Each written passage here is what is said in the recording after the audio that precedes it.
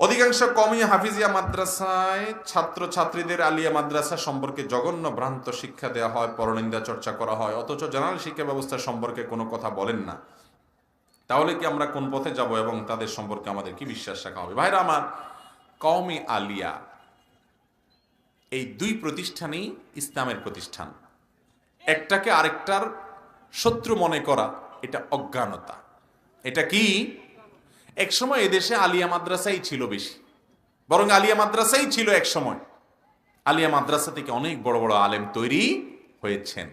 কালের আবর্তে হয়তোবা এক ধারার মাদ্রাসাতে কিছুটা পড়াশোনা, আমল আখলাক এটার পরিমাণ হয়তো কম দেখা যেতে পারে, কিন্তু আমরা যখন জেনারেল শিক্ষা ব্যবস্থা সাধারণ ধারার সাথে তুলনা করব, তখন দেখব যে এখানেও আলহামদুলিল্লাহ আলেম তৈরি হচ্ছে। অনেক আলিয়া মাদ্রাসা আছে যে আলিয়া মাদ্রাসা থেকে অনেক ভালো ভালো আলেম এখনো তৈরি হচ্ছে দলে দলে।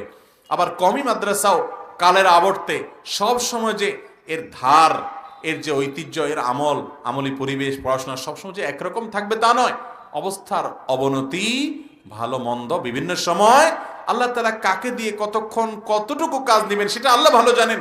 কিন্তু কওমি হয়ে আলিয়াকে প্রতিপক্ষ মনে করা, আলিয়া হয়ে কওমিকে প্রতিপক্ষ মনে করা, ভাইরা আমার, এটা অজ্ঞানতা ছাড়া আর কিছু নাই। আমি গত পরশুদিন পঞ্চগড়ে গিয়েছি। এক আলেম এসে আমাকে বললেন, ভাই আপনি যে মাদ্রাসার মাহফিলে আসছেন, আপনি কি জানেন এটা আমাদের মাদ্রাসা না? আমি বললাম কাদের? কাদিয়ানীদের? কয় না না সেটা না। তাহলে কাদের? খ্রিস্টান মিশনারিদের? কয় না সেটাও না। আমি বললাম পুরাই উত্তর অঞ্চল ধ্বংস করে ফেলেছে এই সমস্ত ষড়যন্ত্রগুলো, সেটা নিয়ে আপনার মাথা ব্যথা নাই? আপনার সাথে একটু ভিন্ন মত আছে, আপনি বলতেছেন এটা আমার না। আমি তো মনে করি এটাও আমার, এটাও আমার। মুসলমান ছোট কলিজার হবে না, তার কলিজাটা একটু বড় হবে। আপনি একটা ধারাকে উপকারী মনে করেন, আলহামদুলিল্লাহ সে ধারা খেদমত করেন, আরেক ভাইকে তাচ্ছিল্য করবেন না। ভাইয়েরা, আমরা বহু কামড়া কামড়ি করছি, বহু এরকম রেশারেশি করছি, বহু একে অন্যকে তুচ্ছ তাচ্ছিল্য করছি, নিজেকে শ্রেষ্ঠ মনে করছি। এর দ্বারা ইসলামের কোনো ফায়দা হয় নাই, নফস এবং প্রবৃত্তির পূজা হয়েছে শুধুমাত্র। অতএব এই সমস্যা শুধু কোনো বিশেষ কওমি মাদ্রাসা যদি কোথাও হয়ে থাকে তো শুধু সেখানেই আছে তা না। হতে পারে কোনো আলিয়া মাদ্রাসাতে পড়ুয়া ভাই কওমি আলা ভাইদেরকে মনে করে সে আমার প্রতিপক্ষ। ভাইরে, নিজের ভাইকে প্রতিপক্ষ বানাচ্ছেন কেন? কওমি হোক আর আলিয়া হোক, এই সবগুলো আমাদের প্রতিষ্ঠান, এই সবগুলো ওলামায়ে কেরাম তৈরির কারখানা।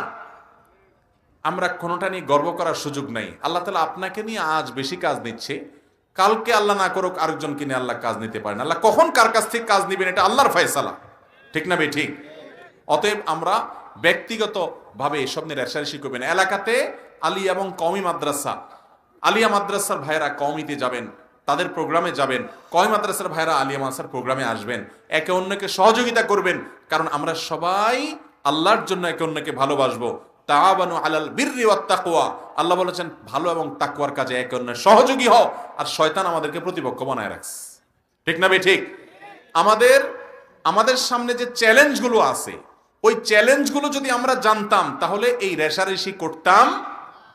আপনি দেখেন দেশে যে একে অন্যকে ভিন্ন মতের মনে করে, প্রতিপক্ষ মনে করে, যখন বিদেশ চলে যায় নিজের দেশের মানুষ খুব একটা পাওয়া যায় না, অনেক লোক খুঁজে এক দুইটা পাওয়া যায়। ওখানে দেখবেন একটা দেশি মানুষ, তার সাথে শত মত পার্থক্য থাকার পরেও দেখলে খুব আপন মনে হয়, আমার দেশি ভাই। যারা বিদেশে থাকেন তারা এটা টের পান, যারা প্রবাসে যান তারা এটা টের পান যে দেশের মত পার্থক্য ওখানে আর থাকে না, কারণ সেখানে আরো অনেক দেশের মানুষ আছে, তারা কেউ এত সহায়তামূলক আচরণ করে না নিজের দেশি ভাইটা যেরকম করে। ভাইরা আমার, ঠিক একইভাবে যত ষড়যন্ত্র আছে ইসলামের বিরুদ্ধে, মুসলমানদের বিরুদ্ধে, ওইগুলো যখন জানতে পারবেন তখন আপনার মুসলমান ভাই আপনার সাথে কোনো বিষয়ে মত পার্থক্য আছে, তিনি একটাকে সঠিক মনে করেন, আপনি আরেক পদ্ধতিকে সঠিক মনে করেন, এরপরও দিন শেষে তিনি আপনার ভাই, আপনার সহযাত্রী, আপনি আপনার একে অন্যের আপনারা পরিপূরক। হযরত মাওলানা আবরারুল হক সাহেব রহমতুল্লাহি আলাইহি ভারতের একজন বড় আলেম দ্বীন ছিলেন। তিনি বলতেন, দিন কে হর কাম করনে ওয়ালোं को রফিক সমঝো ফরিক না সমঝো। যারাই দ্বীনের জন্য, ইসলামের জন্য, ইসলামের কল্যাণে কাজ করে, মেথড যাই হোক না কেন, যদি আহলে সুন্নাত জামাতের অনুসারী হয়, তাকে তুমি তোমার বন্ধু মনে করবা, শত্রু মনে করবা, গ্রুপ মনে করবা না। কিসের গ্রুপ? সে আমার ভাই, হয়তো তার পদ্ধতি ভিন্ন, আমার পদ্ধতি ভিন্ন। আল্লাহ তাআলা আমাদের কলিজাগুলোকে বড় করার তৌফিক দান করেন। মুসলমানদের ঐক্য ছাড়া পৃথিবীতে কখনো মুসলমানদের উন্নতি হবে।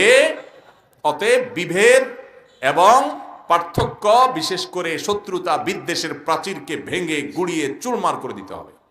চেষ্টা করবো তো ইনশাআল্লাহ। আল্লাহ আমাদেরকে তৌফিক দান করুন। কেউ যদি ভুলভাবে আমাকে প্রতিপক্ষ বানায়ও, আমি করব না, আমি তার বিষোদ্গার করব না। আল্লাহ আমাদেরকে এরকম ধৈর্যশীল হওয়ার তৌফিক দান করুন।